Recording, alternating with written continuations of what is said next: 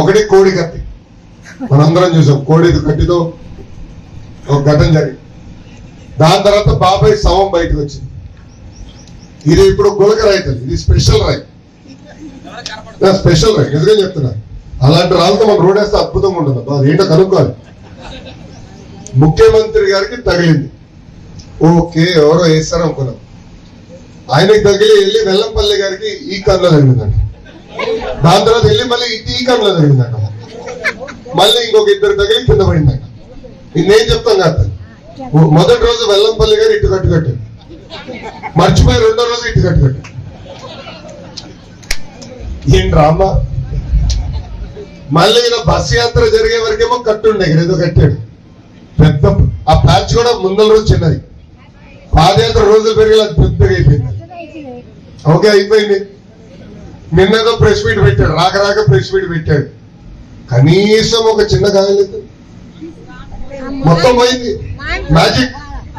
అసలు గులకరాయి ఎంత పవర్ఫుల్. తగిలింది, రక్తం గారింది, మరి గాయం మట్టుకు లేదు, మొత్తం పోయింది. స్పెషల్ గులకరాయి. క్రికెట్ బాల్ లాగా ఇక్కడ తగిలి పక్కనోడు తగిలి అంత 10 మంది తగులుతూ వెళ్ళింది గులకరాయి. నిజంగానే జగన్మోహన్ రెడ్డి గారికి భాస్కర్ అవార్డులు ఇవ్వాలి. ఆస్కర్ కన్నా భాస్కర్ అవార్డులు ఇస్తే అద్భుతమైన నటుడి కింద ఆయనకి అవార్డు ఇవ్వచ్చు. వాస్తవం ఈయనకి చెప్పాలి, రాజమౌళి గారికి చెప్పాలి.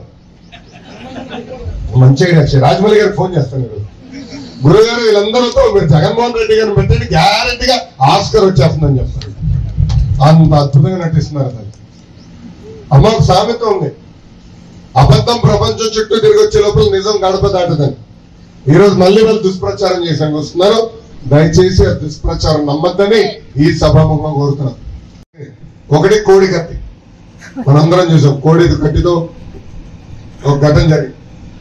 దాని తర్వాత బాబాయ్ శవం బయటకు వచ్చింది.